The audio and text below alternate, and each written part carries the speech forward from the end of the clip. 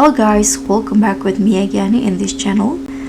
So on today's tutorial, I'm going to show you where you can find and buy the floral bait in Fish It. So this special bait is essential for catching some of the most colorful and rare species in Fish It games. And if you're wondering where to buy this one, you can just follow my guide in here. So if you're on the Fisherman Island, you need to go to the ancient jungle first, and once you see this bridge right here, you can just head inside the sacred temple. So this is where you can purchase the floral bait.